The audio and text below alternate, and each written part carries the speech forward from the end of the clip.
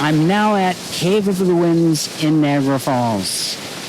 Like the tourist literature says, this is as close as you ever want to get to being in a hurricane. I'm wearing the FlexyMike dual-ear cardioid mic, which rejects more outside noise than any other SpeechWare headset when connected to the USB multi-adapter running in blue short dictation mode. Let me switch to camera sound for a minute while I turn on Dragon Naturally Speaking.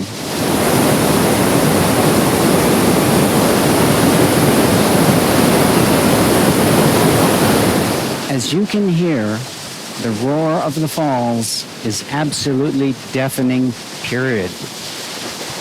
If you can hear my voice clearly now, I'm confident that those of you who dictate with Dragon while traveling or in very noisy environments will be impressed by the accuracy of the FlexyMike dual-ear cardioid microphone, period. So I'm sold.